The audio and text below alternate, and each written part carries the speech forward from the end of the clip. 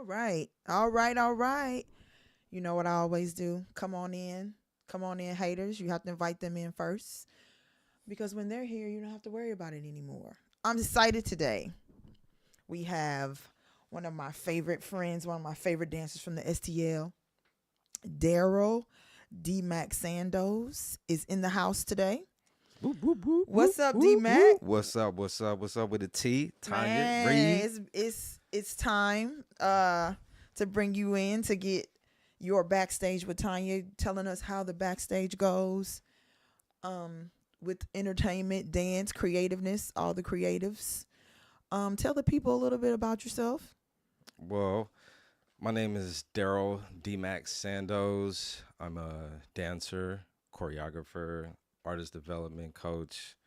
I do videography. Originally from St. Louis, born and raised, and was living in LA for about 16 years, and just recently moved back to St. Louis about 12 months ago, about a year ago. Okay.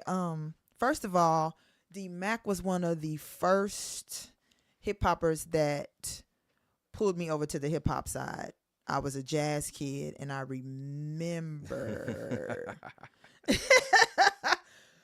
I remember I was dancing, and you were like, you're not listening to the music, right? Yeah, I remember that. And you know what's so funny is that I passed by that church like a couple of weeks ago with Tori's mom on that church that we used to all be down there dancing. Yep. And that brought back all memories. And just like how you said, where when I first met you, you had the jazz background and you was killing it and everything like that. But I had just got hip to like musically inclined on all the dance moves. So I was like, hey, listen to the music a little bit more. No, you were like, you stuff in the background. And I was like, what do you mean? And you was like, listen to this. And then when I say that hip hop career took off totally different, I started listening to instruments. I'm like, and it was just like, okay, D Mac understands music. Different than just a routine. It started making sense. Yeah, because with you were already hip to dancing to the words, because a lot of jazz dancers always kind of dance to the words. Yeah. So I was like, you know what? Listen to the music, because if you do that, then you'll be a double beast. Man, because you already was dancing to the words, and then you get to the beat, then it was like. And I've always kind of like listened to the music because I first started off in marching band. So I played the trumpet. Sense. I started off in music first before I even started dancing. That makes sense. Yeah. So do you remember how we met though? You put me on the spot. I'm just saying. I love being on the spot too, though. I'm trying to think.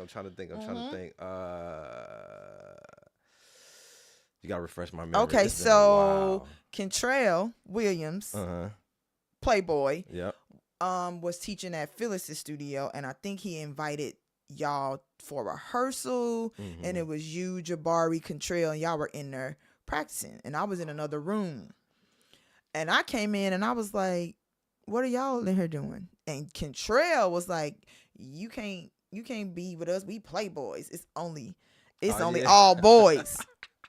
You remember that? And I was like, I remember. And you was like, no, let her in, bro. And I was like, man. And y'all sent me through. Jabari was like, oh, okay, you want to dance? Okay, you gotta learn how to glide, and you gotta learn how to. And I was like, okay. And you were the only one that was just like, I'm a help. You must have saw something. And you was like, I'm a work. Come on, Tonya, come on in. They were like not having it, bro. Oh yeah, because you always had that potential, and I know that. I kind of picked that side of me up from my best friend, rest in peace, Kevin. Because Kevin was one of the people that kind of took me and my crew in to be involved more into choreography. Because we started off as like, doing club dances and stuff like that. So he was the one to be always to tell his group of people, hey, let D-Mac come on. He just learned it, whatever. So ever since then, I kind of picked that up too. So when I got around you, I'm like, same thing. Hey, let her up in here, man, because she got potential. No, it for don't real. matter who you are. No, for real. It took off after that. I was just like, oh, I had to learn. I had to do what I had to do. But it Uh-huh. was just the simple fact that you were like, she want to learn. Come on, I'm about to. And you took me in. It was like, this is how you do that. That's how you do that. And I was just like, it was a whole new world. I left jazz all the way alone after that. What? I'm I already not. know you became the queen of hip hop. Come on, I was like, I'm out, bro. Okay, so tell the community, tell us a little about Little Girl. How and when did you know you wanted to be an entertainer? I would say this is probably this probably would go back to when I was in marching band. Okay. So being in the band, playing the trumpet. When I went to high school, I think I started off in like second or third trumpet. For all you What does music that mean? fans, I was finna say what that all mean. the music fans out there, you know what I'm talking about. Does But that what mean that you means, good or that mean you suck? yeah. So first trumpet would mean that you're exceptionally good. Okay. Right. Second trumpet is like you're the brother of that. Okay. Right. Third trumpet and fourth trumpet. So it goes like that. So when I came in, I started off at like second and third, and then from there, some of the older guys, they gave me a little bit of the game and how to do certain notes and how to adjust my lips to get, certain output of the air. So from there, I moved up to first trumpet. Okay. So when I moved up to first trumpet, the confidence came. Yep. So once the confidence came, then that's when in the marching band, being with my crew, the Playboys, we were always kind of doing like club dances, but when it came time for the parades, I was always that guy of like, hey, you guys, let's do this kind of moves. Yeah. Now that we kind of getting a little bit more, and but that came from the confidence to get into the first trumpet. Okay. Third trumpet, I'm more so like reserved, not really saying anything. But once I started speaking up, then we started adding dances into the parades that we were doing, into our different performances. While you're playing the I'm playing my trumpet while I'm dancing at the same snap. time. Okay. Yeah.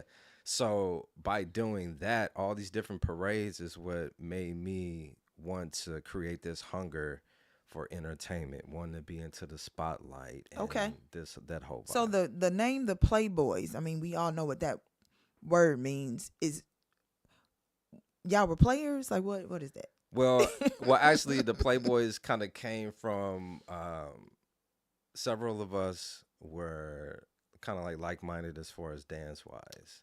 Gotcha. And similar things that we like to do. So like we were outside of the band room one day. And y'all probably were the boys that all the girls liked. Well, y'all are like feeling it. Yeah, a little bit of that too, because just a quick thing. I was homecoming king as well too. Okay, but ain't all girls like men who dance, so let's just be honest about that. Well, yeah, right? Yeah, true. Right. Okay. True, so that's a little bit of. So that was one of the one of the main influences. Gotcha. For the crew, just to be 100, and then all of a sudden I was like, we should be called the Playboys. So my homies was like, what, that kind of sound cool. So then once the girls start being like the Playboys, I like that. Then that's when the homies was like, yeah, let's be called the Playboys. Yes. So that's when the Playboys was formed into an actual crew, then dance crew. And, Okay. So DMac, why the name DMac? What is it mean? Well, DMac, it has two different sides of it, right? Okay. The first side is the obvious, not the obvious for people that don't know me, but the family's maiden name is McDuffie. So got you. My great grandfather, he was Benson McDuffie. They called him Mac. Let me tell you what I thought he meant. So D for there and Mac, like I'm the Mac, like I Mac on the females. That's what I always thought it. Yeah. Now see, that's the second part of it. One of my that's the second part. One of my OG homies, he said, him being around and seeing us doing all these different performances and getting all this attention from, females and people like that. He was like, all right. He's like, you D-Mac. Let me tell you something about this DMac, y'all. So let's say the Playboys are all in the room, and this is true. And any female that has been around them, you probably didn't know we talked about y'all like this, but this is how this went down. You would have a Contrail who was tall, and he was a breaker, and then you would have Jabari who would wave, and then you had Dre who was the trendy guy, and then you got Kev who's cool, and then DMac. So you looking at them all in the room. Now DMac literally dances like water. If water could dance to music, it would be DMac, right? So you looking there, and most women, when you're in a room full of male dancers, you looking to see which one. I promise you, all the females, at first you might be looking at everybody else, but then there's something about DMac, the way he moved, y'all, everybody was like, who getting DMac? Literally. Quiet, he ain't loud, he ain't finna do all that talking, he just moving. And it's just like, dang, he ain't even trying to Mac on nobody. He don't even try to Mac on you.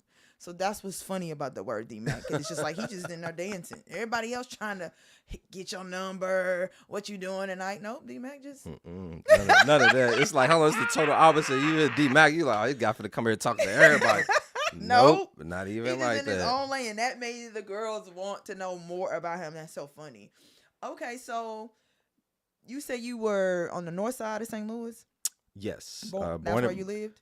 Born and raised on the north side of St. Louis. So being a male from the north, and if anybody y'all know about the north side of St. Louis, being a male from the north side of St. Louis, I just feel like dance had to been like, what are you doing? Picking dance and you're from the north side. Oh man, that was almost like that was almost every day. What type of obstacles? Well, obstacles besides getting chased by, stray dogs and, different homeless people in the hood, but once people started seeing that we dance, of course we caught a lot of slack for it, like, what y'all dance, y'all are, girly per se, whatever. But once they seen how into it we were, how dedicated we were, and how serious we were about it. Gotcha. And the attention that we were getting from it. From the ladies. Yeah, from the ladies, especially because, guys in the hood, once they see the ladies loving it, then that's when they want to, kind of dig in a little bit. So once that started happening, then a lot of the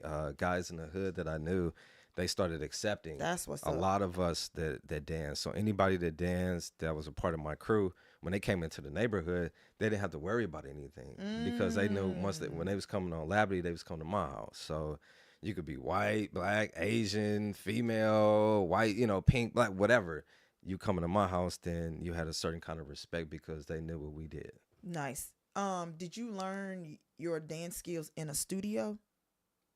Well, actually, no. Stop. So that's another one. That's another STL dancer who. Okay, so who'd you learn it? Like, how'd you learn it? My most valuable skills have been learned in front rooms, basements, and outside. Stop. Yeah. The culture itself. Yeah, the culture itself. Now I've been in certain studios to kind of help sharpen up those skills. I get you. But it originally started off in those places. Man. Yeah, because I didn't get into studio until I really met you. Uh-huh. Once I met you and some of the other people, that's when kind of the studio and the mirrors and all that kind of stuff. Other than that, fine tune what you're already doing. Yeah, other than that, we was on Labadee, or we was somebody's basement or backyard, or something Okay, like that. so let's talk about training. So let's say you're in the living room, you're outside. At that point, do you think you're taking it to professional level, or it's just something to do at this point? I would say more so a little bit of both, actually. Okay. A little bit of both, because like I said, when I met Kevin, he brought us into the hip hop world, and once I got into that world heavily with the choreography, going into the WBMS and meeting guys like Roro and WBMS, Sleepy. What's that? WBMS was an organization that Sonny Metcalf put together that had all of the hottest dancers and choreographers would come up there and rehearse. Playboys knew nothing about it, but once Kevin came involved, he brought us up there. So this is how we got introduced to Roro and Mac Daddy and Sleepy and Rico. Just like that whole world is how we got introduced that through Kevin. Gotcha. Okay, so let me ask you, since we're on the thing of training, dance conventions like Monsters, Velocity, Chaos. Do you think that dance conventions are the way that dancers get booked? It's a good way to train and a good way to network, but it's not a direct path to getting booked. Yeah. Okay. Unless that choreographer that has the jobs that is trying to book someone works on that convention. Makes sense. Then that's where it's like, okay, we know what, let me go to the convention, let me learn their choreography so I can get their style down packed, so when I do go to their audition I can smash it. My question, why I asked that question, is because at dance conventions, I'm just going back to how we would train for days. A dance convention, you're only there for 2 days, and it's a different routine, and it's an hour. I feel like that's not enough. No. That's not going to train you as a dancer. No, you need years. Okay. Yeah, you need years in training. Like I said, that's more so just to try to, learn the skills of someone that you like as far as a choreographer. But that's not, to me personally, through my experience, it's not a direct path. Yeah, because it's all about experience, and this is why we're doing backstage, because I don't think people know. Like you see the stage, but do you know what's going on backstage? That's why we're having these conversations of, because some people are misled. You got the gatekeepers aren't telling the kids. They think, well, chaos is coming, so I'm getting ready to go, and I'm gonna get no. If you ain't doing the training at home, yeah, you need to be training at home, and then first and foremost, if you knew anything and if you had common sense, you would know it's a business. That part, so because it's a business, it's not always an opportunity to get for you. Yeah, it's for them. It's really So tell us, who all have you danced for? Woo! Once you decided, get the list out. Once you decided to, like, this is what I'm getting ready to do. Once I decided, like, this is really I really want to do. First time around going to Cali, got a chance to perform with Pink, which was actually that legend. That whole process was, I would say, kind of legendary. No, seriously, and Pink? I'm saying kind of legendary as far as the way that I talk, but someone else probably would think much higher. But the way that situation came about was Pink that is iconic. You can't put her, like, what are you saying? Yeah, I know. You can't. You can't. Like, Pink is, yeah. You come can't. on. But the whole process of the Pink situation was that Jason Wright, which is a choreographer teacher out there, I used to always go take his classes, and like how you said, sometimes you go to classes, that's how you network. Was always going to take his class, always was killing it, as well as going to Marty's class. So Marty was looking for Justin Timberlake? Yeah, Justin Timberlake's choreographer. Yeah. So Marty Kudelka, Justin Timberlake's choreographer, he was looking for another dancer to match up with Showtime at that time. Showtime, he's another dope choreographer and dancer. So Jason Wright told Marty, hey, my boy DMac, you should check him out. And this is because I've been going to his classes and killing it. So Marty calls me like, hey, D, what you got going on? I'm like, nothing much, man. He's like, hey, why don't you come up here and learn this choreography? We need another dancer. After you learn the choreography. Wait. So there's no audition? You're not standing in a line? No audition. Man, my friends in the industry, okay, good. Yeah, no audition. So he was like, you come learn the choreography, then I'm going to have Pink come up to watch you after you learn the choreography. So I'm like, holy crap. Starstruck. I'm like, okay, let's do this. So I go up there, being me, like, all right, look, come on, let's do this. So I learned the choreography. Boom. Right as I'm really getting into it, and at that time, that's when Kevin Federline, he was dancing with us at the same time. That's Britney Spears' ex-husband? Yeah, Britney Spears' ex-husband. So he was like, all right, dude, you got it. I'm like, all right, cool. As soon as he said, you got it, here she come walking in. I'm like, so you guys not going to give me... Oh, okay. Wow. All right, cool. Like I said, I like being on the spot, right? So here she comes in, and she's like, all right, go ahead, hit it from the top. So we get to doing it. We do it like twice. She was like, oh, yeah, put them on. Stop. Man, I played it so nonchalant. I was like, oh, okay, cool, thank you. That is the thing, though. Like, yes! That is the key. You have to, when you get stuff like that, you literally have to be like, okay. Because if you start acting like a groupie, you're doing too much. Yeah, because people always trip off your personality as well, too. Man, but that's just that process. I will never forget. No, that's surreal. Always a cool process. But moving on, it was Pink. At that time, Brian McKnight. Man, we did Showtime at the Apollo. Did Missy Elliot. We did a Reebok commercial. Stop, Missy. Second time around, going to Cali. Who was it? Cody Simpson. We opened up for Justin Bieber for like 13 months, traveling around the world. Who else was it? Did Usher on Jimmy Kimmel. I don't know. It's a lot. So you're seasoned. You're You're seasoned. that was I career. got a little bit of that Lawry's. I got a little bit of that Lawry's.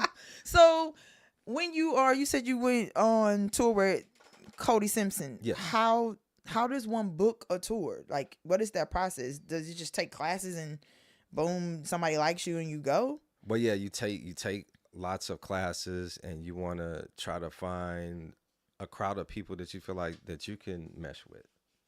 Because it's always about teamwork. You can always be by yourself.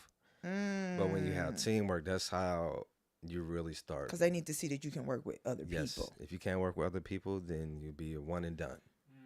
No solos. Yeah, no solos. But with Cody Simpson, I was actually blessed to train and have a mentor by the name of Ed Moore. Ed Moore. So Ed Moore was the guy who pulled me in, and I was his understudy for a while. So I actually made up a lot of the choreography with him for Cody Simpson. Wow. So I went on tour in Japan. When I come back, this is when Ed like, hey, they about to get rid of the other dancer. I need you to go out there. I'm like, oh, okay, cool. When you need me to go? He's like, in like 2 days. I'm like, 2 days? I'm like, what? And 2 days, I just came back from Japan. I don't remember none of that choreography. What are you talking about? So I'm like, okay, cool. So he comes over and I'm learning the choreography. I'm relearning the choreography that we made up in the living room. Again, after that 2 days good old living room. I told you, the living room. No studio. That should be the name of somebody's studio, the living room. And it looked like a living room. No studio at all. So next thing you know, 2 days later, I'm like, hey, Ed, I need to wear my glasses. Because when I get on stage, I need to be able to look out of my peripherals without the crowd looking dead in my eye, 2 days later, right? So that's genius. Boom. First show was in Oakland. We go to Oakland, do the show, kill it. And I'm just like, just super thrilled that I'm on the tour. Wow. Next thing you know, we meet John Chu. He's at the show. The director. He directed a lot of movies. Yeah, he directed a lot of movies. He actually was at the show and invited the whole crew to go to his parents' restaurant. And this was my first day. I'm like, hold on, wait. If this is my first day. On 5, 6, 7. You're on 5, 6, 7, 8. I'm scared to see what the rest is like. But that right there is what started the whole 13 months. Was that right there? We went to like Europe. We went to South America. We went all over, even doing stadium shows, like 50,000 and more. Like it was super cool process. So it's sounding like the mentor is the way to get booked. Who you know and being mentored by the right person. That's what it's sounding like. Yes, and it depends on the kind of path you want to take as well. I kind of always wanted to be a choreographer. So this is why I put myself around people that were in that light already, so I can kind of understudy. Now, if you're not trying to be a choreographer, then you might not want to go that route of having a mentor. Right. Per se on choreography. But you want to have some kind of mentor to help you get in the game, because if you don't, it's going to take you a lot longer. Yeah. Okay. Way longer. On your journey, because I'm hearing all the good stuff, right? There had to been obstacles. Oh my God. Pick one story to tell us. Oh my God. Yeah, right? It's all kind of obstacles. Like, I would say even my first time going to LA was the biggest obstacle. First time going to LA, was trying to go to LA rather. Was supposed to be going with an ex-girlfriend, a family of mine. We get to the airport, all of a sudden she tells me, hey, we don't have any room for you at the house. So you might need to find somewhere else to stay. You're already there? I'm already at the airport. So at that time, I'm like, are you serious? No, serious. Like what type heart broke, like,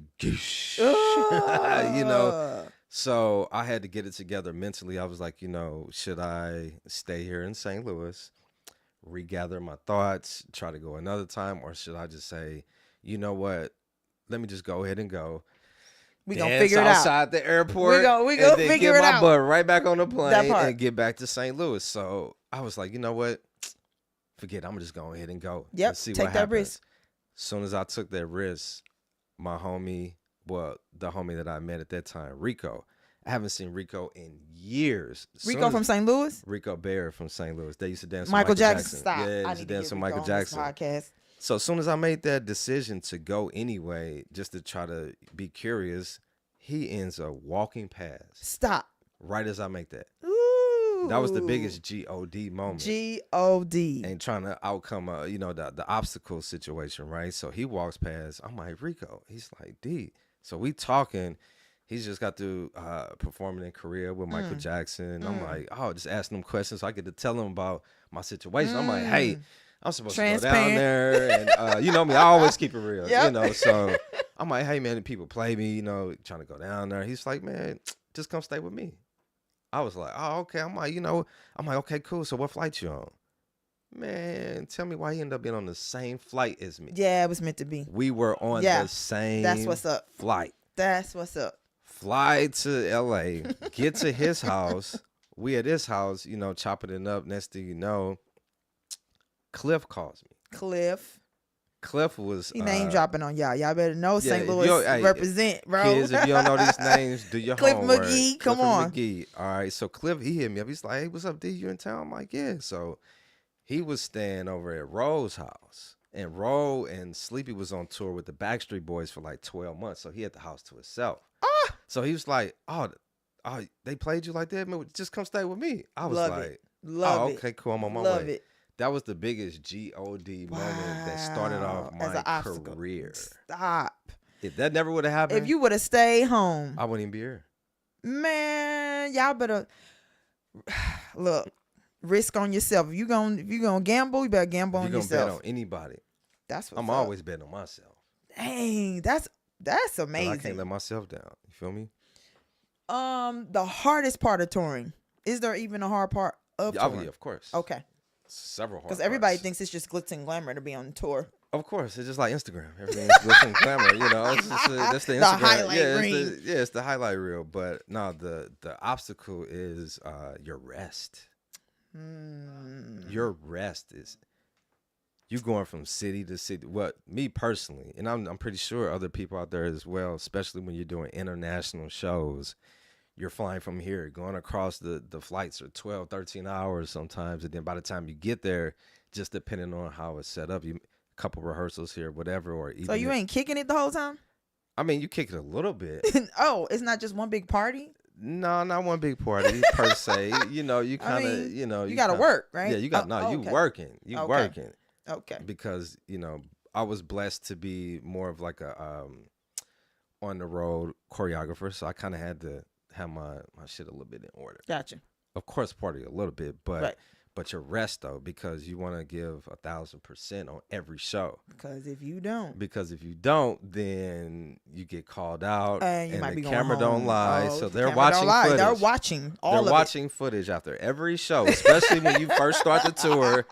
That first month, every show is getting watched on video, just to make sure who's messing up, who's not messing up, and what. I remember I didn't think that the artists watched us. All the time. I remember Nelly was like, Jackie, you want to dance full out? And I was like, girl, you have to dance full out all the time. He was like, you got one more time and you're going home. And I was like, they watching at all times. Who knew? Man. And that's it. Like I was saying with the rest, because your rest can predict your outcome of the performance. So the more rest you get, the better your performance is going to get, as well as you have to, like what you said earlier, you have to learn how to get along with everybody. That's important. You're around people for months. Man. You're on a bus for hours. Man. So you have to know how to get along with people, how to be a people person, because you could be an introvert, don't get me wrong, but you don't want to be that guy, that girl that's like, don't talk to nobody. Yeah, because you can get slighted out. Have you ever experienced anything sketchy that you...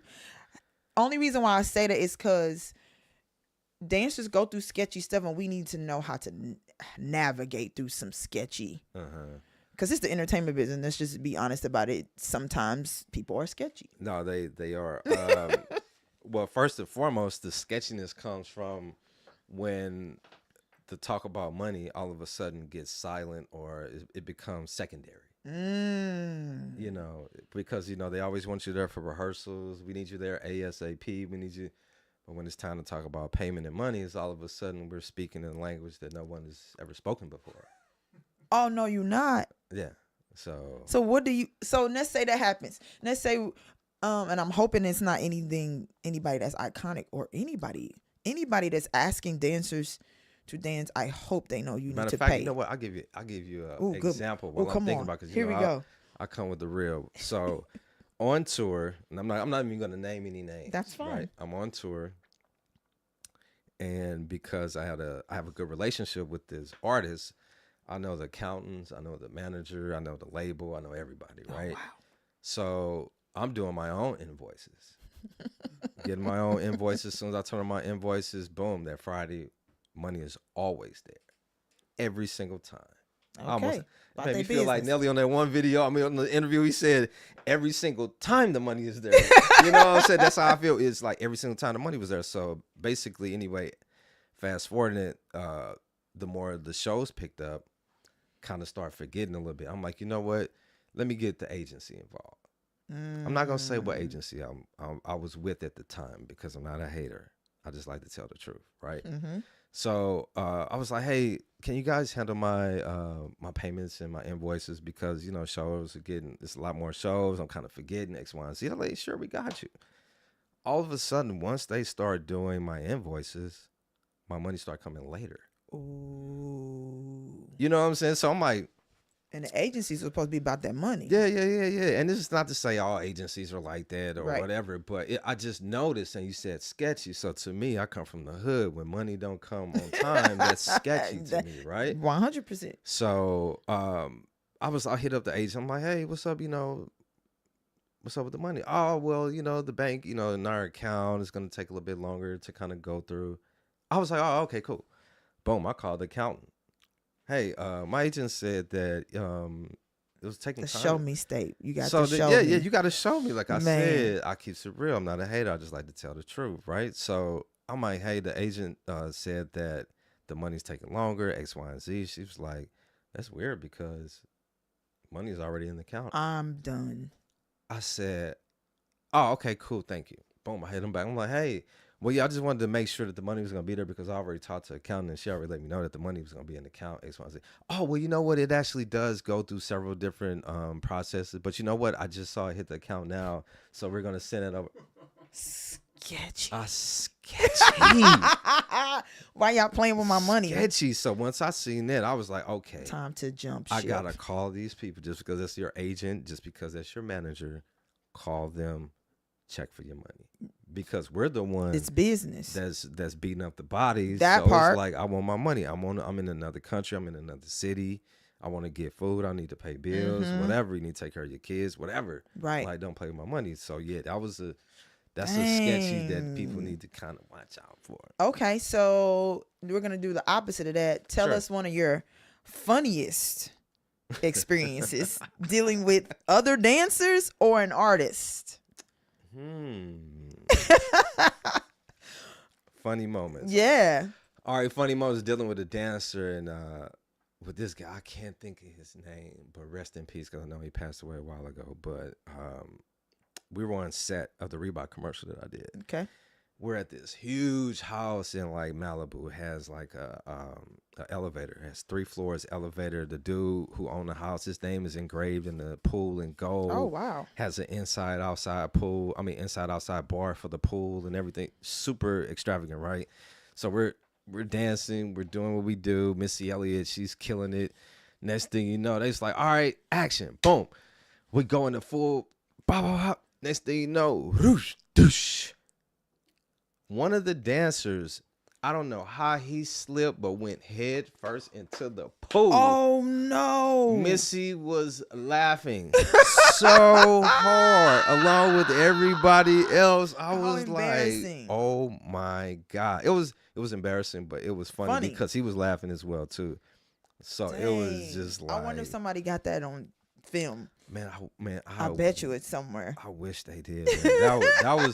that was a funny moment. Now, as far as artist wise, as far as artist wise, yeah, you got one. You just don't want to tell it. know, Come on, right, go on and tell it. I feel like my boy Tank and Jay Valentine on R&B Money podcast about how you tell something but you don't tell the name of it. Correct. So with this artist that I was dancing with, we doing a TV show. You know, TV shows are live, just like this, right? So, you know, all these rehearsals that you do, right? You do these rehearsals and everything like that. You know, the artist got to have that shit together, right? We go on stage, we're performing. Why did the artist sing the first verse on the second verse? Oh, no. And They don't know their own song? This is a major artist, too. No. I'm like, wait, what? So And everybody's it's live. dancing. It's live. So everybody's dancing. We like, oh, what? So what do you do as a dancer? We're doing the second verse choreography, but it's not It's going to the first verse. On the second verse? So he had to pay extra money to reshoot it. Oh, and for them to put that verse to cut in it. there. Yeah. You talking about dying when we got off stage. I know, you were like, what is happening? I was like, what? This is not the second verse. I'm going to just do what I was paid to do. No, for real. Man, dying. Because you cannot freak out. No. How you going to freak out? You live. Even the fly on the wall was laughing, baby. I was like, man. Oh my gosh. Oh, I love these moments, man. It just goes to show you, even professionals, it happens. Oh yeah, it happens to all of us. All of us. Once booked, always booked, or no? Well, it depends. Yeah, how does that work? I've always. So once booked, you get the itch for it. You start seeing how things work, but it's up to you to continue to network, to continue to be a dope dancer or choreographer, to continue to sharpen your skills. You have to continue the journey. Gotcha. You know what I'm saying? Because some people, when they get booked on one thing, oh my God, it's like that's the end of the world. Yeah. And then next thing you know, they don't book a thing again because they forgot about practicing. They forgot about going to the class. They forgot about networking. They forgot about all the stuff that you did before you got this one job. You know what I'm saying? So you're only as good as your last job. Yep. That's what I was always taught. Yep. As you were doing your career, as you're going through, you're like, okay, I'm dancing for. Can you have a relationship and do both, or you need to? Well, it just, again, it depends on the person. It depends on the person and how you are as far as being. I don't think you can do both. You don't think you can do both? No. The reason why I said it depends, it depends on how old you are.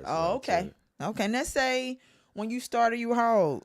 When I started, I was 19, 20. Let's say you 20 and your boo like, ooh, and you just booked Cody Simpson. Can that coexist, or you can tell? I'm talking about the truth, not what you tell her, like literally in your mindset. No, the truth is not. That's what I'm thinking. No.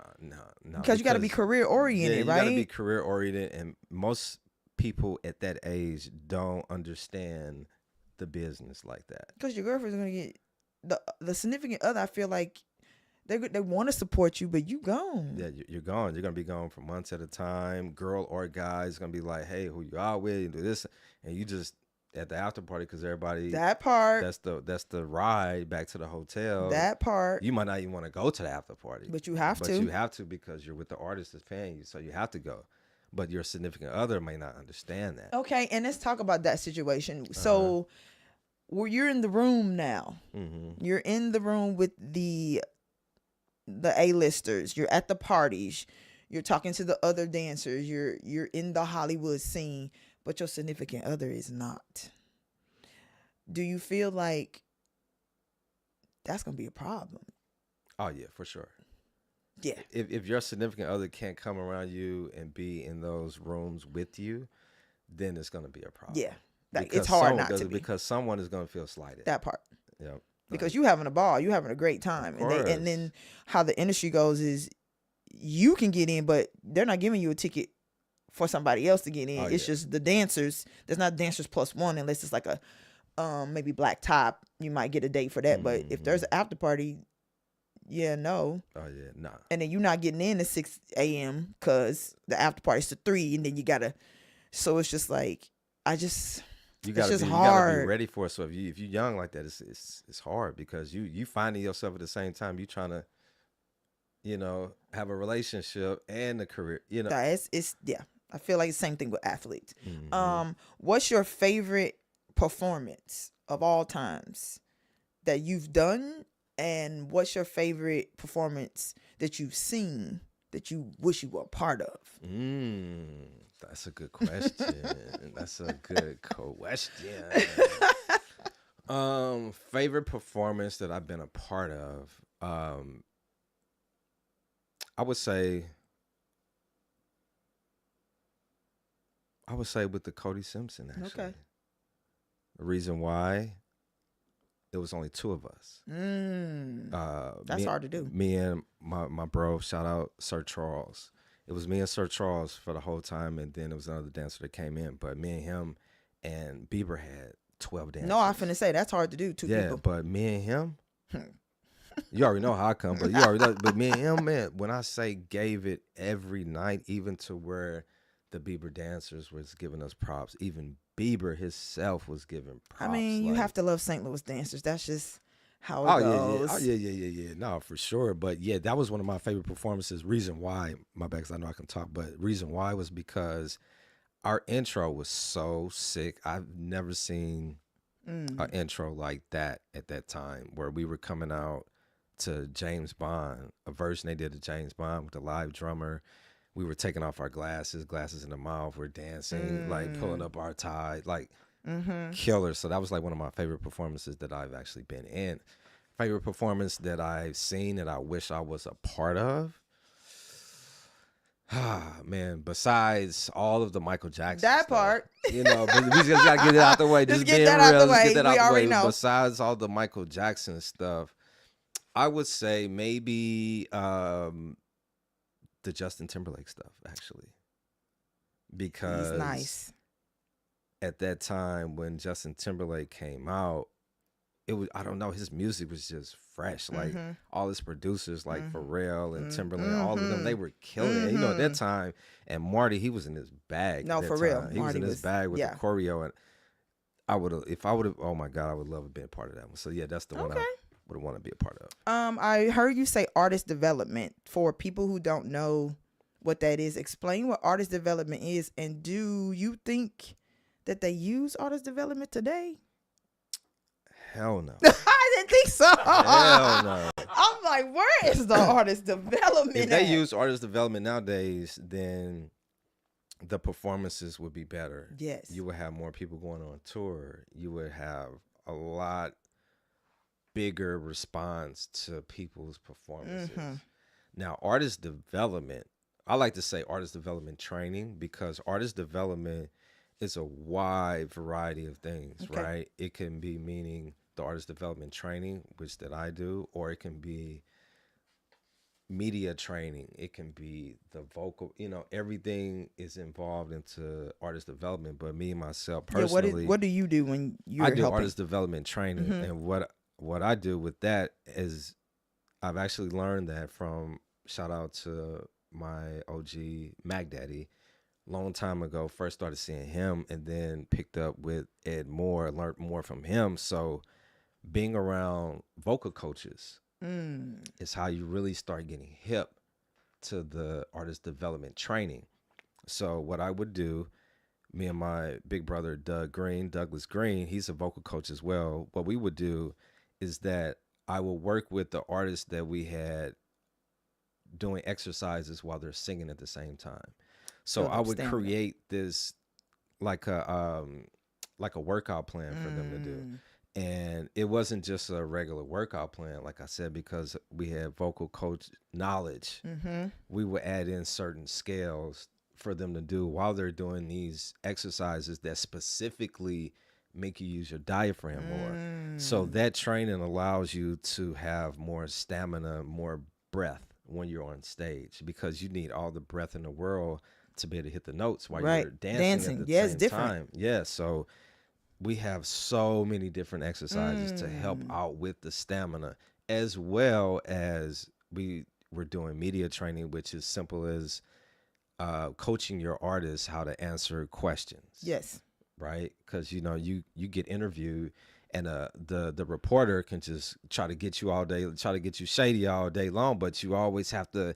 Oh, okay, yeah. Even though I don't know about that, but I do want to let you know that my album is coming out on da da da da. You know what I'm saying? Yeah. But that's training though. If you don't know that and you're a new artist, you're getting sucked in some stuff. Next thing you know, you're all out everywhere, and it's all back to what you said with the artist development training. And I feel like I dove into that a lot more because I seen the value in that more than choreography, actually. Gotcha. Because think about this, right? You're an artist. Every time you're going to hit your choreographer up is basically kind of like when you got a show. Yeah, or video. Or video. That's it. So artist development training, you're going to hit them up when? Every week. Because I need to be in shape, and I need to know how to talk, and I need to know how to walk, and I need to. Exactly. You're helping me become a brand. Exactly. So once I saw how valuable, that's being the key in artist development was, and how much of a lack it was in the industry nowadays. It's a lack. I'm like, okay, it's a no brainer. Let's just start the company. You Hear would be Me Productions. amazed how many. I need you to work with this female that's coming in, and I want you to teach. I'm like, you got a show. When's your show? Next week. Next week? You should have been working on this 4 months ago. Exactly. Number 2, you don't even know how to walk. I can't teach you how to dance. You don't even know how to. What is happening? You got to. There's a way. I said you got to walk with the mic. You got to learn all of that. How are we not artist developing anymore? When I say, I'm so glad you brought that up, because like I said with the homie Tank and Jay Valentine over there on R&B Money podcast, they had, like, I would say 30 to 40% of their guests that are like on a certain kind of level always bring up artist development and how much is missing in the industry. You can tell. Yeah, look at, you can probably name on your, and it's hard to even say on one hand the amount of artists that really comes with it when you talk about shows and like real artist development. Yeah, no. Like they're still beyond, like, the legends. Other than that, it's hard. And that's the only reason why they're still around, because they took that training and they have not left it alone, because that's what works. Man. What we got on time? We're good on time. Okay. What is typecasting? Does it still exist? Oh, all the time. What is it? Typecast, you do it in your everyday life. What because you mean? like, meaning that, like, if I'm walking down the street, if you look a certain kind of way, I might just kind of scoot over a little bit. Because for one, I'm a kind of germaphobe. I want to get sick.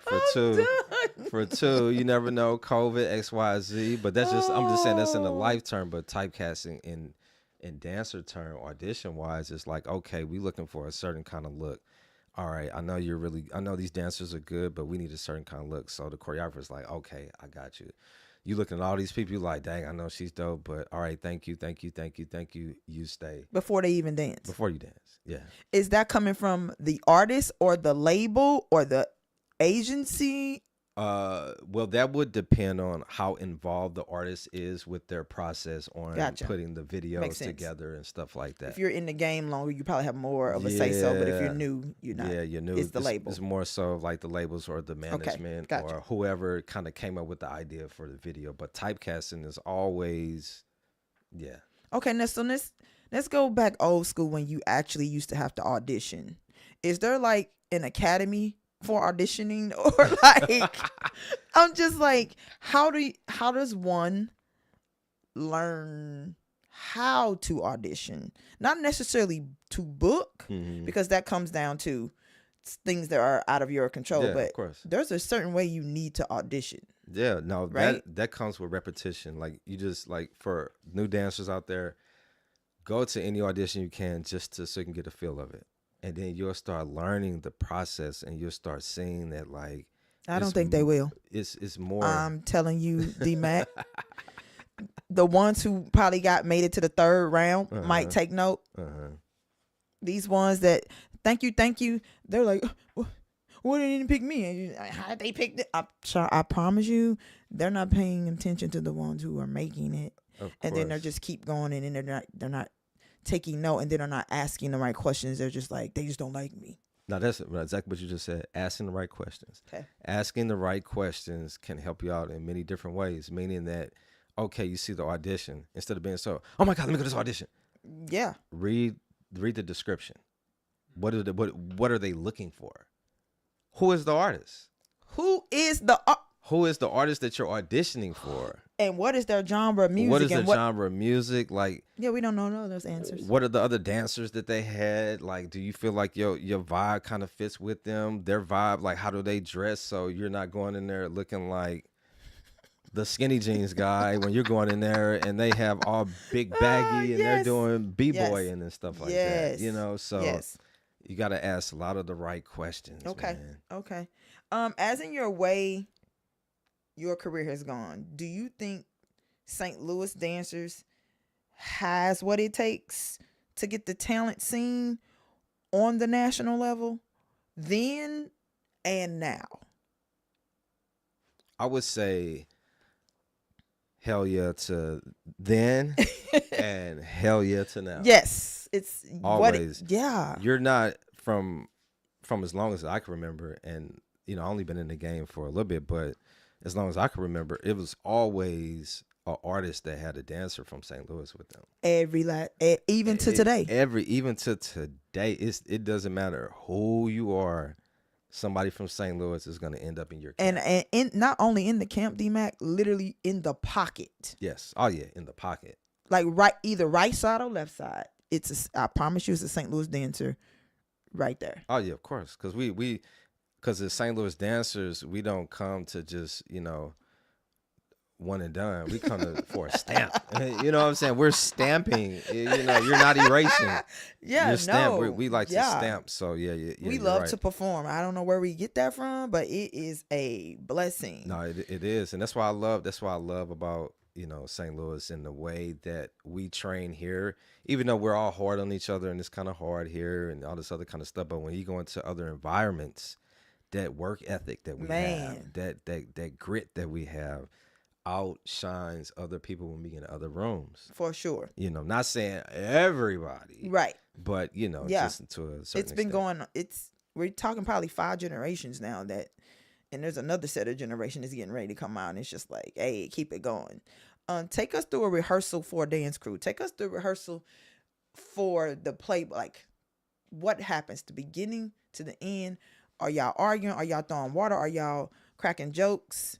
And is that different from a rehearsal for a stage show? A dance crew rehearsal and a stage show rehearsal. Okay, so yeah, it would be a difference. Okay. So the dance group rehearsal obviously is more playful. Okay. You know, cracking jokes. You know, saying who's slacking here, who's slacking there, and you know, not really starting on time per se, and you know. But when it comes to stage show, more of a professional setting, then this is where it is, okay, you get there in the morning, because most rehearsals start in the morning, you know, unless you do, you know, afternoon. But most professional rehearsals start in the morning time. So you get there. If you're late, then, you know, you get the warning. If you're late again, you might get your pay docked. Oh, wow. You know, it just depends on the artist and depends on the choreographer that you're working with. Yeah, let's not be late, people. No, never be late. On time is late. Because being late will get you fired. That part. No matter how good you are. Okay. Because remember what I said a while ago, it's more so about your personality and your character that'll keep you around. Your talent will get you through the door, will get you the conversation, but who you are as a person will keep you around. What if you don't like the artist? I don't know why they just popped up in my head. No. I feel you. Hey, right? but you know what? That's some real shit, because I mean, how many times through our life have we worked for someone we don't like? I'm just saying, like, you better suck it up. Of course. Like, you're not here to pay the field. Like the matter of fact, this about to kill you right here. How could you don't like the artist that you're working with, right? But look at every president that's on the dollars that you got in your pocket. Oh, say it. Say it. That's all I got to say. That's real. Dance changes so much. How does a dancer stay relevant? A dancer should stay relevant by always having younger people around. Because always having younger people around will help you stay in the know-how, what trends is going on, what's the newest dances. Because if you notice, look at all of the OG choreographers. The reason why most of them stay relevant, why? Because they know the trends. They have the trends, but why do they have the trends? Because the young they kids, have for younger sure. assistants. They have younger, people up under them. Do you think it's hard? Well, we said it is hard to be a dancer in the Lou. And the Lou is STL, y'all, St. Louis. Is it too much talent, or do we put each other down? Well, I'm going to talk real. Yeah, there we go. It's a lot of talent in St. Louis, but we put each other down too much.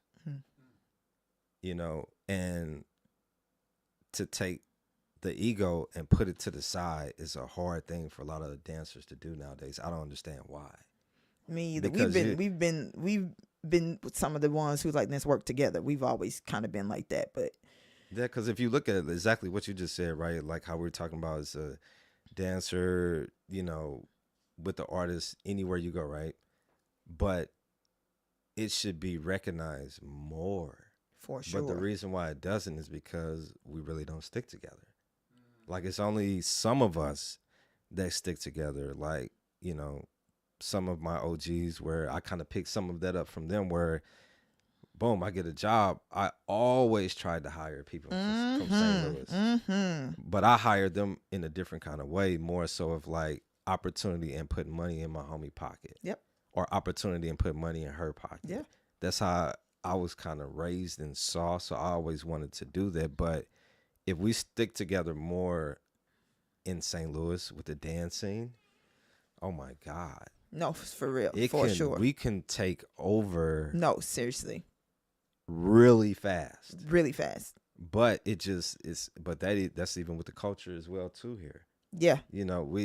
We're like so small, but it's like everybody for themselves, but not knowing if we stick together, we can make so much more money. Yeah, I'm just gonna be honest about it. No chop to Atlanta. When Atlanta's dance scene started getting recognition faster than our scene, I literally was like, "You gotta be kidding me!" Like, St. Louis? What? Yeah, that's because they were sticking together. Yeah, I'm here for the sticking together. Yeah.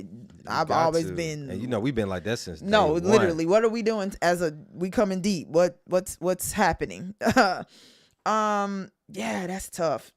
I'm gonna keep promoting stick together. Yeah, please do. Even for as long as you live, promote togetherness, because I'm telling you, listen, I just gotta look. This is my camera right here, right? Let me talk to the young dancers, right? Let me tell you why you need to stick together, right? Just as business, right? You can have on one street, you can have 5 businesses that are selling the same thing. They don't crash each other windows. They don't hate on each other. They don't crash each other out on the Instagram. They just do their business every single day. So how is it that us as dancers that's not even on that level, we don't even stick together and we all doing the same thing? Yeah. We all want the same goals, the same aspirations, all of it, but we not sticking together. In St. Louis, we have so much reputation as being good dancers, but the only slack that we get is not sticking together, and everybody sees that. But I don't know what people here in St. Louis know that, but out in LA, everybody says that, especially in the smaller circles. They like, man, I don't understand why y'all don't stick together, man. All y'all hot, like dope. Dope. So I just had to kind of put that out there or whatever. What does a dancer need in order to get to LA and stay and survive and not just be like, I'm on my way back home? Well, if your mom and dad is not paying for everything, you're going to need a job. You're going to need to save your money up. You need to have your mental health together before you even get out there, because there's vultures out there that can manipulate you in all different kind of ways. They sell you a dream. I like selling water to a whale out there. I'm done. Like, I'm literally, think about that. How you gonna sell water to a well that's in the water? no. But that's how it is out there. So even the process of getting there, you want to already study. Somebody told me one time that their experience with LA was, you can be dope and they'll be like, you suck. But if you suck, they'll be like, oh my God, you're amazing, just to flip it on you. Yeah, it just depends on the crowd. The people, I was like, what? It depends on the crowd of people you're around. And that's why I always tried to stick around people that was 100. Because you would have people, oh my God, that was amazing. And you was not. And knowing damn well that was not amazing. At all, not one bit of it. That was not amazing. But then the stuff that is amazing, they kind of like, I heard. And that's because they can't do it though. Wow. You know. So yeah, it goes on a lot out there. The St. Louis dance that we call the mono. Mm-hmm. I take some of my kids to conventions and I hear people going, the chicken head. And I'm like, no. So whoever these, I know now that we there, like they doing it in every, and I'm just like, is there two different dances that I'm not sure of? Or what is it? No, you know what? I'll give you the real. Please and thank you.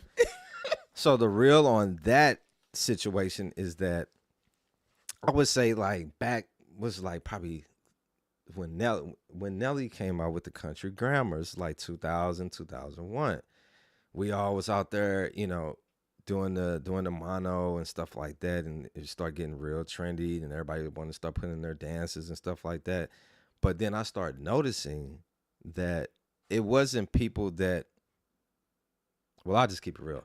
It wasn't people from the hood that was showing these people the dances and the telling them the names. It was people that was from the county or that wasn't really. There we go. So they were telling them their own impression of what that they were getting, and they wasn't getting the real of where it came from and all that kind of stuff. They were just surface level of it. Makes sense. Yeah, so they that's didn't how get the original reality. That's how it it snowballed into like, oh, it's a chicken head. But then when they come out, it's like, no, it's the mono. So you got people saying mono. Yeah. You got some people saying chicken head. But for the real people in LA that's been around, real St. Louis people that's been out there for a while, they know that it's called the mono. Okay. So let's tell us what you got going on right now. Are you still in LA? Well, right now, I'm in St. Louis. Actually, I have my company, You Hear Me Productions. We do videography and we do artist development training. Actually, came back in town to take care of my parents right now. Okay. Yeah. We'll put that information at the bottom of. Yeah, please do. Please do. You can follow me at You Hear Me Productions. YAHURRME Productions. That's on every platform, YouTube, IG, Facebook, anywhere. Nice. Okay, this is the part in the interview where we go either or. Okay, don't set me up. No. You have to pick. Uh-huh. I'm going to give you two options, and you got to tell me which one that you like. Okay. All right? Got you. First one is Good Morning or Grand Risings?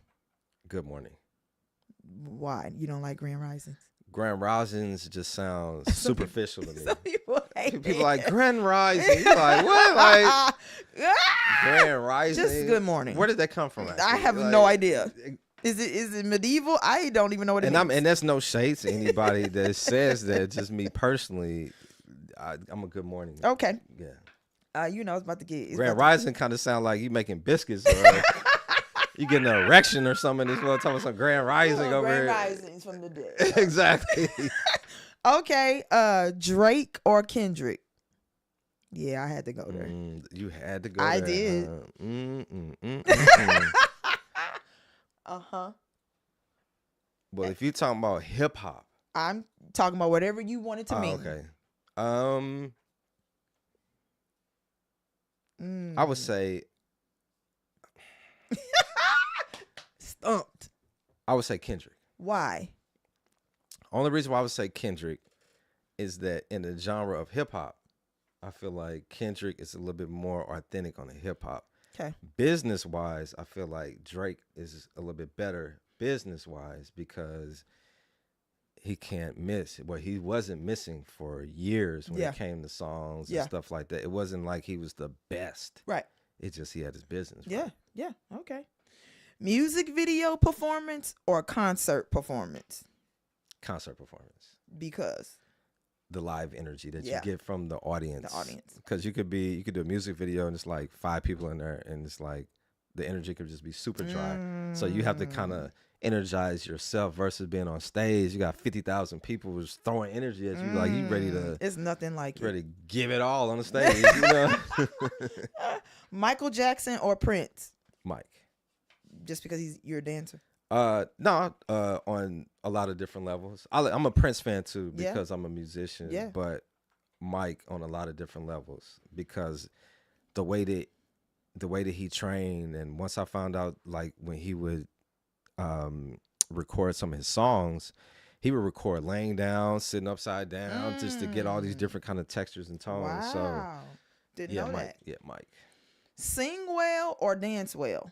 Sing well. Stop. Yeah. And I'm always gonna tell you, sing. We always want to sing. I'm gonna tell you why.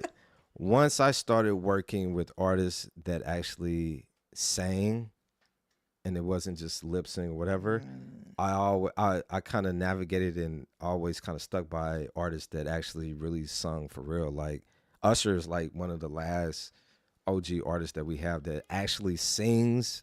Don't do Chris Brown. Don't do Chris Brown. And dance at the same time. No, Chris Brown, he's okay. Don't get me wrong. Y'all, I'm about to pass You out. said sing. You ain't say dance. Chris Brown can sing. Stop it. He's not messing with Usher, though. You know what? I beg to differ. And then I said, and Don't I put, do all right, Chris you know what? Brown. I put it like this. Chris Brown, he could sing too, though. Don't get me wrong. Chris Brown is a beast. But when we're comparing every night, the results is going to fall in Usher's hands. All right. He older too. Just more seasoned, that's all. Okay. LeBron James or Michael Jordan? Oh, Mike. I'm old school. I'm a Mike MJ. We still wearing his shoes now. He ain't Still played today, basketball since I don't know when. I don't even. You know what I wanted to know? I'm sorry, y'all. I learned that Jordans aren't for just black people no more. It messed me up. I didn't. When did this transition? Yeah, everybody wear Jordans. I said, what? You know, is I think it happening? transitioned once a lot of other cultures started Miley to get Cyrus, she did that influenced song by with us. Jordans. Yeah, they started getting they started getting influenced by the way we dress and That's stuff like what's that. up. So especially with the artists, so they got inspired for That's sure. what's up.